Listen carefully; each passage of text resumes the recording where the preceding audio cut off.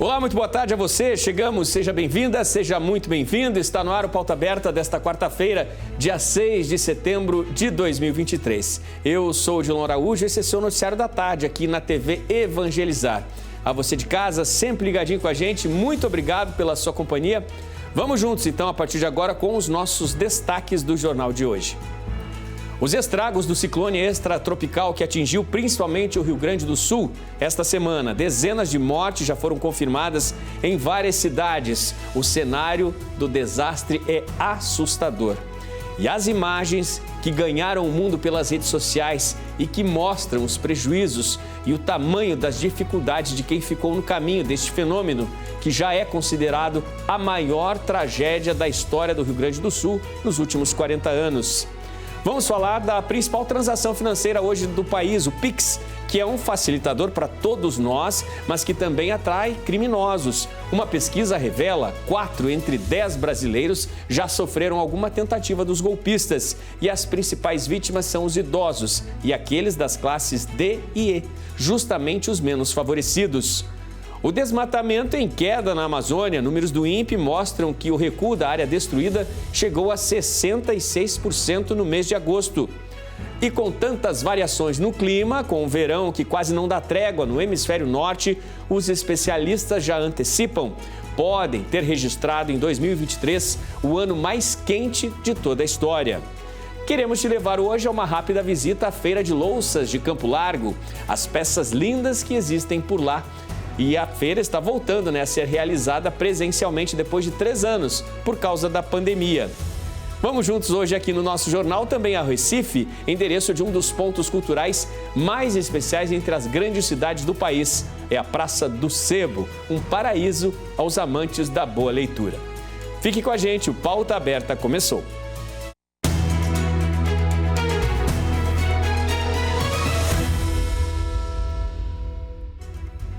O ciclone extratropical que chegou ao país neste começo de semana já é a maior tragédia natural registrada no Rio Grande do Sul.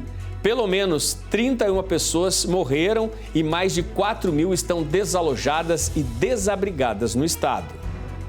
O número de mortos e os estragos causados pela passagem do ciclone extratropical desta semana no Rio Grande do Sul já superaram a maior tragédia natural das últimas 4 décadas no estado.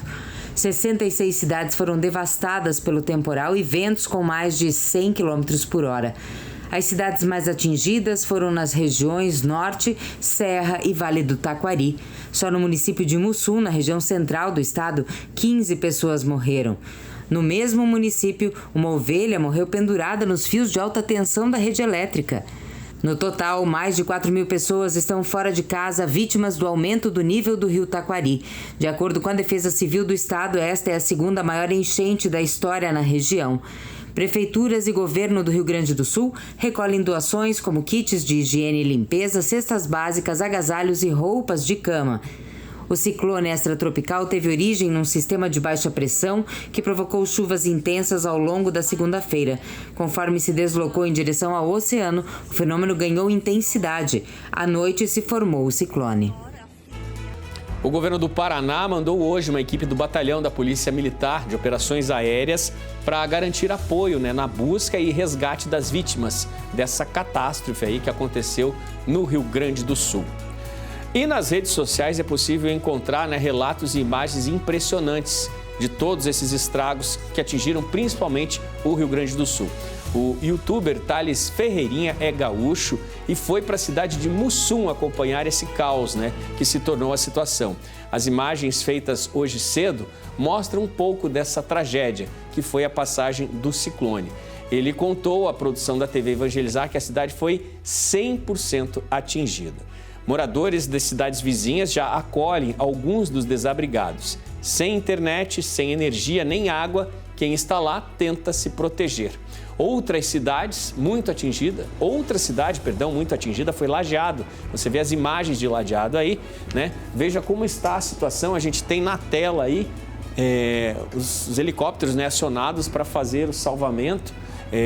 Quer dizer, dificuldade mesmo, as pessoas sem tranquilidade nenhuma desde o amanhecer, tudo alagado em solo e algumas das pessoas tiveram realmente nos locais mais isolados deste município de Lajeado, precisaram realmente ser resgatadas de helicóptero, porque não havia acesso terrestre, né?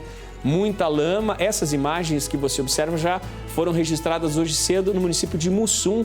São imagens também impressionantes, né? Os porcos de uma granja, não tinham mais onde ficar, né? Foram ao telhado para tentar se salvar, né? Desesperados, totalmente ilhados aí, né? Um desespero não apenas para os moradores, né? Que tem esse prejuízo aí incalculável neste momento, mas um desespero gigantesco para cada um desses animais aí, né? Que se viu cercado pela água sem saber aonde ir. Restou aos porquinhos aí deste rebanho o telhado da granja, que foi totalmente destruída. Imagens da região central do município de Mussum. O maior número de mortes dessa tragédia foi confirmado em Mussum. Foram 15 mortes, né, já confirmadas, pelo menos até o início da tarde dessa quarta-feira. Aí imagens do centro da cidade, a vegetação que atingiu os cabos, a fiação elétrica, né, no centro da cidade, as casas atingidas, parcialmente destruídas aí pelas árvores, né, por galhos de árvores que caíram para todos os lados, muita lama na calçada, muita lama nas ruas, a cidade realmente totalmente atingida, né? Não há um ponto aí que você vê nessa região central do município de Mussum que não foi atingido. Veja a vegetação, tudo onde passou o ciclone, né? Varreu tudo e a vegetação atingiu realmente muito a cidade de Mussum aí, 15 mortes confirmadas nessa cidade. Muito triste a situação que foi registrada, né, não apenas no Rio Grande do Sul, mas também em Santa Catarina, com a passagem deste ciclone extratropical.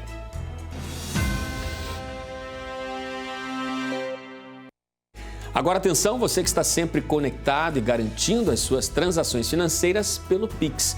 Uma pesquisa aponta 4 em cada 10 pessoas no Brasil sofreram alguma tentativa de golpe. Não está fácil para ninguém, você pode nem estar pensando em qualquer possibilidade, mas os golpistas estão de olho no dinheiro que está em movimento nas suas transações financeiras. E as operações pelo Pix são as mais visadas. Há motivos para isso, está no volume de dinheiro em circulação através da ferramenta tecnológica. Segundo o Banco Central, as operações via Pix, que somavam 1 bilhão e 400 milhões de reais em dezembro de 2021, deram um salto para 3 bilhões de reais em dezembro do ano passado. Por isso, o foco dos criminosos está neste dinheirão em circulação, todos os dias, de uma conta para outra. A pesquisa foi realizada por uma empresa de proteção de dados financeiros e revela este número preocupante. 40% das pessoas que aderiram às operações via Pix já foram alvo de tentativas de golpe. A mesma pesquisa destaca que as pessoas com mais de 60 anos, das classes D e E, são as que mais perdem dinheiro. O levantamento revela que 9% dos brasileiros já caíram em algum tipo de golpe pelo Pix e que, na maior parte das vezes, a manobra começa nos aplicativos de mensagens. Os argumentos mais comuns garantem das vítimas pagamentos por produtos vendidos em lojas que nem sequer existem. São 22% das vítimas. Elas acreditam também na história de um falso parente, 20% das vítimas. E ainda na aplicação em um falso investimento, 18% das vítimas. Quem entra na conversa dos golpistas, em média, perde um dinheirão, R$3 mil, de acordo com a pesquisa. Olhando para a idade das vítimas dos golpistas, aquelas pessoas com mais de 60 anos são as que mais ficam no prejuízo. Perderam, em média, de acordo com o levantamento, R$ 5.400 por golpe. Quase 8 vezes mais que os mais jovens, que em média levam prejuízo de R$ 680 por ação dos criminosos. Nas operações via Pix, 9 entre 10 vítimas dos bandidos não conseguiram o dinheiro de volta. Mas, atenção, há mecanismos disponibilizados pelo Banco Central para viabilizar devoluções quando o usuário é vítima desse tipo de fraude. O cliente pode pedir devolução ao banco em até 80 dias, no site ou pelo 0800. O banco avalia o caso e quem vai receber pode ter os recursos bloqueados. Se confirmada a fraude, em no máximo 96 horas, o cliente terá o dinheiro de volta, de forma parcial ou integral. A pesquisa foi online e colheu os depoimentos de quase 2.000 pessoas entre os meses de junho e julho. A mesma pesquisa também analisou os dados de pedidos de devolução do PIX do Banco Central por meio da Lei de Acesso à Informação. Também contabilizou as denúncias feitas à própria empresa. A FEBRABAN, que é a Federação Brasileira de Bancos, destaca que os golpes não são causados por brechas no sistema. A orientação ao usuário é de que, ao se tornar vítima, deve o quanto antes levar a informação ao banco e registrar um boletim de ocorrência. A área com alerta de desmatamento na Amazônia registrou queda de 66% em agosto. É a terceira menor marca para o período. A redução desses alertas de desmatamento no bioma já chega a 48% no acumulado do ano em relação a 2022, de acordo com o Instituto Nacional de Pesquisas Espaciais, o INPE. A redução dos alertas acontece em meio às operações contra crimes ambientais. Desde janeiro, o Instituto Brasileiro do Meio Ambiente e dos Recursos Naturais Renováveis, o IBAMA, aumentou em 160% os autos de infração por crimes contra a flora, em relação à média para o mesmo período nos últimos 4 anos. Vale lembrar que a Amazônia corresponde a 59% do território brasileiro e é composta por 8 estados: Acre, Amapá, Amazonas, Mato Grosso, Pará, Rondônia, Roraima, Tocantins e parte do Maranhão. Veja no próximo bloco, com tantas variações no clima no planeta, o ano de 2023 poderá ser o mais quente já registrado em toda a história. E prepare-se para visitar com a gente um dos pontos de parada mais especiais do Recife. Há 40 anos, a Praça do Sebo é o lugar mais especial para aqueles apaixonados pela boa leitura. Fique ligadinho com a gente, o intervalo é rápido, voltamos já.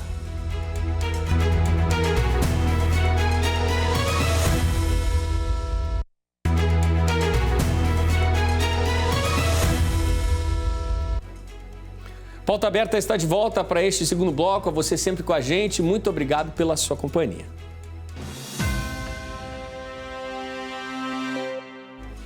Os países do chamado G20, grupo aí das maiores economias do mundo, têm registrado aumento preocupante das emissões de gases poluentes. Existe um compromisso dessas lideranças mundiais em reduzir a preocupante queima de combustíveis fósseis, que contribui para acelerar o processo gravíssimo que vivemos, que é o aquecimento global. Infelizmente, o cenário não é animador. As emissões per capita pela queima de carvão entre os países do G20 continuam aumentando, apesar dos compromissos climáticos assumidos por alguns membros do grupo de grandes economias do mundo. O grupo, cujos líderes se reúnem em Nova Delhi nesse final de semana, é responsável por 80% das emissões mundiais relacionadas ao setor energético. Em uma cúpula anterior, os delegados dos países não entraram em consenso sobre um teto de emissões globais em 2025 ou para impulsionar o uso de energia renovável. Entre 2015 e 2022, as emissões per capita vinculadas ao carvão no bloco aumentaram 9%, de acordo com uma pesquisa publicada pelo Ember, uma entidade que promove o uso de energias renováveis. 12 membros do grupo, entre eles Alemanha, Estados Unidos e Reino Unido, reduziram significativamente as emissões, mas outros aumentaram, como China, Indonésia e Índia. Alguns países que conseguiram reduzir as emissões globais permanecem acima da média mundial per capita. Este aumento ocorre apesar dos repetidos avisos de que é necessário reduzir as emissões associadas aos combustíveis fósseis para proteger o planeta. A utilização de usinas a carvão que não têm sistemas de captura do carbono emitido deve diminuir entre 70% e 90% em 8 anos, mas muitos membros do G20 ainda não elaboraram estratégias para reduzir o uso do carvão. Pois é, infelizmente são providências que devem ser tomadas para ontem. Os sinais das mudanças do clima nos cercam por todos os lados. Acabamos de mostrar aqui no Pauta Aberta tudo o que está acontecendo, principalmente no Rio Grande do Sul, após a passagem desse ciclone extratropical. Efeitos evidentes do aquecimento global e o que falar deste verão europeu com tantos incêndios. Tem mais, consequência disso, o ano de 2023 deve ser o mais quente já registrado. O mês de julho bateu recorde como o mais quente da história no hemisfério norte. Os especialistas alertam que as temperaturas cada vez mais altas são resultado dessa mudança climática. As temperaturas médias mundiais durante os 3 meses do verão no hemisfério norte, junho, julho e agosto, foram as mais altas já registradas. O anúncio foi feito nesta quarta-feira pelo Observatório Europeu Copérnicos, que aponta que o ano de 2023 vai ser o mais quente da história. O Instituto detalhou que a estação de julho a agosto deste ano foi de longe a mais quente já registrada no mundo, com temperatura média mundial de 16,77 graus Celsius. Especialistas do Instituto Copérnicos afirmam que, por causa do efeito de calor na superfície dos oceanos, este 2023 vai ser o ano mais quente que a humanidade já viveu. O secretário-geral da ONU, Antônio Guterres, disse num comunicado que o colapso climático começou. Ele falou ainda que o nosso clima está implodindo mais rápido do que podemos enfrentar, com fenômenos meteorológicos extremos que afetam o nosso planeta. Segundo Copérnicos, julho foi o mês mais quente já registrado na história e agosto o segundo. O recorde deve cair em breve, com o retorno do fenômeno climático El Niño no Oceano Pacífico, que deve causar mais aquecimento. A Comissão Econômica para a América Latina e o Caribe, a CEPAL, elevou a previsão de crescimento da região, a América Latina. Um dos motivos é o melhor desempenho das maiores economias, Brasil e México. A Comissão Econômica para a América Latina e o Caribe, a CEPAL, elevou nesta terça-feira sua projeção de crescimento do PIB regional para 2023. Passou de 1,2% para 1,7%. Um melhor desempenho das maiores economias da região, Brasil e México, nos primeiros meses do ano, explica a nova previsão. Daniel Titelman, diretor de Divisão de Desenvolvimento Econômico da Comissão, explicou que muitas economias foram mais resilientes do que o esperado, especialmente Brasil e México. Como maiores economias, elas pesam mais na média ponderada. Mas a maior parte das economias latino-americanas continuará afetada pelo baixo crescimento da economia mundial e do comércio global. A inflação na região fechou 2022 em 7,6% em média. Até maio deste ano, o indicador havia sido reduzido para 5,7%. A CEPAL também prevê menos dinamismo na criação de empregos, junto com quedas no investimento. A comissão também alertou sobre o impacto das mudanças climáticas nas economias latinas.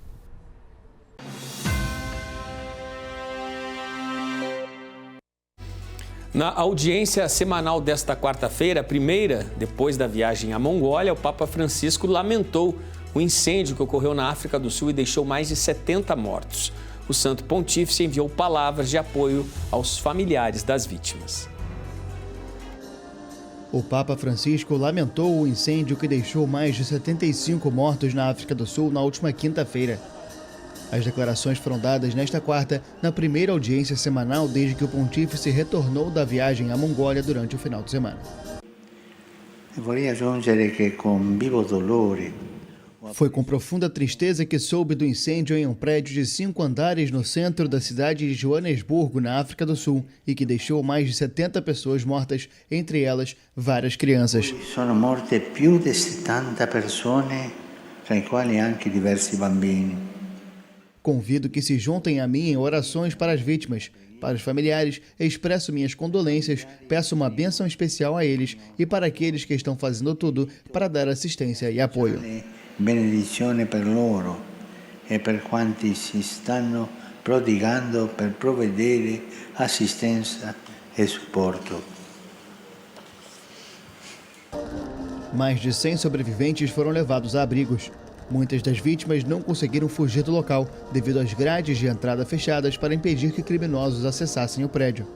A tragédia evidenciou a crise habitacional do centro da capital econômica da África do Sul e relançou o debate sobre edifícios abandonados que caem na mão de proprietários sem escrúpulos e de grupos criminosos que alugam para migrantes ou sul-africanos muito pobres.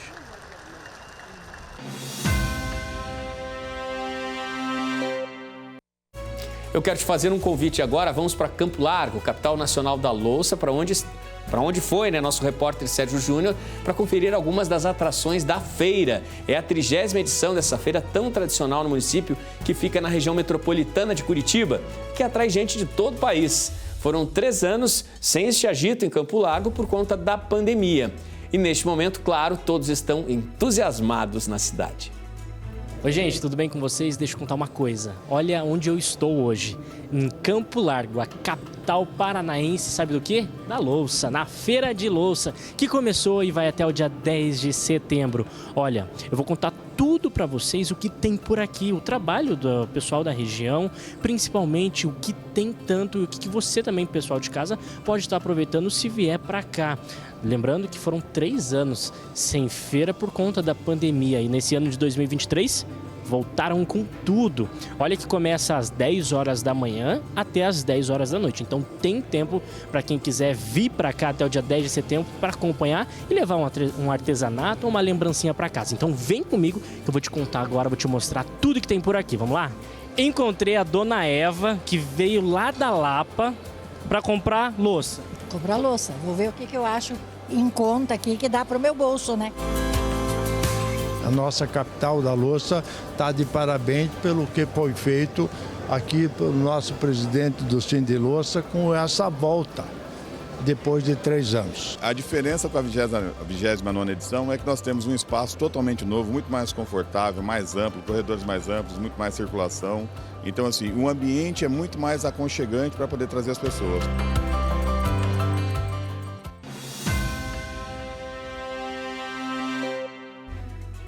Vamos falar de sustentabilidade, de ideias que são tão importantes para o nosso dia a dia. Essa vem do interior do Paraná. Alunas de uma escola estadual em Açaí, norte do estado, realizaram um feito daqueles que merece os nossos aplausos.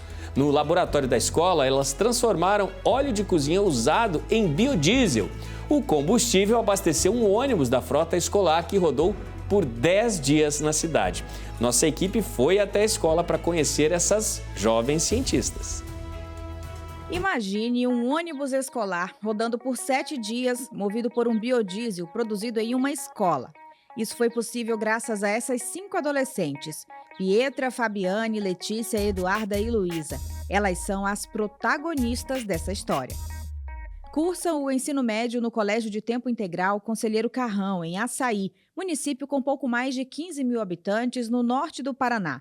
O trabalho foi resultado de um projeto de iniciação científica. A ideia surgiu a partir do desafio de competir no Hackathon Municipal, onde os alunos precisavam desenvolver soluções para problemas do município. Foi então que elas pensaram em como dar um destino melhor para o óleo de cozinha que era descartado na cidade. Aqui na cidade, a única coisa que a gente conhece sobre a reciclagem é fazer sabão. Só que, conversando com o professor e depois com a equipe montada, a gente encontrou uma nova forma que seria a produção de um biocombustível, a partir do óleo vegetal. Então, misturado com uma base e depois com outros componentes, a gente consegue produzir algo que, misturado ao diesel, ele diminui a quantidade de carbono emitida, então é uma energia mais limpa e de uma forma fácil e prática de ser feita dentro da escola. Foi aqui no pequeno laboratório da escola onde tudo começou. Para tirar a ideia do papel e ter certeza se daria certo, elas precisariam produzir uma pequena quantidade do biodiesel, e foi o que elas fizeram. Junto com o professor, elas transformaram cerca de 1,5 litro de óleo de cozinha usado em 1 litro de biodiesel. Feito isso, elas levaram essa amostra para a unidade da Universidade Federal do Paraná em Jandaia do Sul, na região noroeste do estado. E o resultado foi positivo. Elas precisaram apenas ajustar algumas etapas do processo. O procedimento ele foi feito com sucesso, mas o teste de queima ele não é simplesmente o suficiente. Então a gente precisava de uma análise mais aprofundada. A gente foi para a UFPR, lá de Jandaia, junto com o professor Eduardo. A gente fez uma leva de biodiesel com as instruções dele, da equipe dele. A gente comparou as 2 amostras, a gente viu que estava bem próximo. Precisava de alguns ajustes, a gente fez esses ajustes. Aí a gente retornou em Jandaia questão de uns 40 dias depois, e aí sim a gente conseguiu fazer a leva maior, a leva dos 10 litros de biodiesel. E você deve estar se perguntando como isso acontece. Bom, essa parte eu deixo com quem entende. Primeiro, como o óleo usado ele vem com partículas da fritura que vai juntando, algumas partículas, a gente tem que filtrar esse óleo. O primeiro passo é a filtração, a gente retira o óleo mais puro. Então, o segundo passo é esquentar esse óleo e misturar ele com um álcool e uma base forte. O terceiro passo é separar as fases porque até agora é um óleo só. E disso vai sair duas coisas, o biodiesel e o glicerol. O glicerol, ele é o subproduto. Nós não queremos ele, então temos que separar ele. Então dá para separar eles num funil de decantação. O biodiesel precisa passar por um processo de lavagem. E nesse processo de lavagem, acaba que fica um outro resíduo nele. Então tem um segundo processo de filtração. Após esse segundo processo de filtração, o biodiesel está limpo e está pronto para ser usado. O projeto Biosan ganhou destaque. Foi finalista do Desafio dos Objetivos de Desenvolvimento Sustentável da ONU. As meninas foram avaliadas por uma banca renomada. Para a banca, a gente teve aí a participação da Nokia, nós tivemos a participação da Samsung, nós tivemos a participação da Oracle, a participação da Google e as instituições de ensino, PUC, Uningá, Unifil, o FPR, o TFPR, né? A gente juntou para que eles pudessem ter um olhar científico, se aquilo ali era uma iniciação científica válida, e o olhar de mercado. Depois veio um novo desafio, apresentar o resultado à população da cidade. Para isso, foram transformados 12 litros de óleo de cozinha usados em 10 litros de biodiesel. E no aniversário da cidade, em maio deste ano, durante o desfile cívico, um ônibus da frota escolar percorreu a avenida principal, movido pelo combustível produzido no pequeno e simples laboratório da escola. Agora, o objetivo é criar uma espécie de linha verde na cidade, para que a mobilidade urbana siga junto com a sustentabilidade. A ideia agora é, com a reforma da nossa Avenida Central, nós coloquemos ali um container para que todos os munícipes possam levar ali o seu óleo usado e colocar nesse container, e aí sim o colégio vai beneficiar esse óleo diesel para que seja utilizado no transporte estudantil dos nossos alunos daqui. O desempenho das meninas trouxe visibilidade para a escola, que tem cerca de 300 alunos. E mais do que isso, provou que pequenas cidades têm grande potencial. A gente vê que realmente foi uma repercussão não apenas a nível assim, de escola, município, mas o Estado, né, o Brasil. Nós temos vários professores, pesquisadores entrando em contato, e isso é muito gratificante, porque está frutificando o trabalho desenvolvido dentro da escola. Elas hoje colhem os frutos da dedicação e empenho em um projeto que já nasceu grande. A ideia sempre foi ir além dos muros da escola e mostrar que essas salas de aula estão cheias de grandes talentos. Nós temos muitos alunos com muito potencial aqui e também mostrar a importância do ensino integral, em que a gente não só tem a base teórica, mas a gente também pode usar o laboratório, experimentar, contribuir. E com esse resultado, agora você acha que vocês alcançaram o objetivo? Acredito que sim.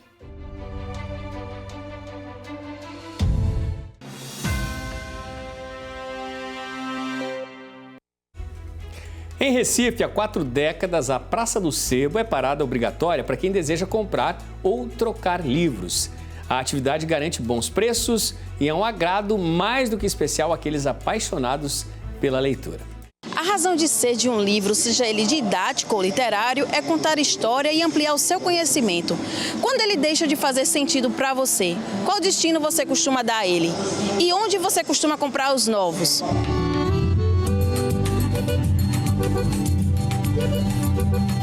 O Sebo é parada obrigatória para Rafael Chaves, recifense que cresceu frequentando o espaço para comprar e trocar livros. É mesmo para encontrar muitos livros que a gente já não encontra no mercado de livros novos, não é? Porque hoje é muito livro digital e leitores como eu gostam mesmo ainda da prática do papel, de passar folha a folha, do cheiro do livro. E é aqui neste espaço, conhecido como Praça do Sebo, que funciona há mais de 4 décadas no coração do Recife, que 19 sebistas colaboram com esse universo da literatura, seja comercializando ou trocando livros. A gente trabalha com todo tipo de livro. Ele pode trazer esse livro, a gente avalia o livro, a gente está sempre conscientizando os clientes para não riscar de caneta, não marcar com marca-texto. Quanto mais o livro tiver conservado, mais ele vai ter um maior valor de troca. O descarte inadequado de livros usados gera um impacto ambiental significativo por conta dos compostos tóxicos, como óleos, tintas, adesivos e outras substâncias contidas neles.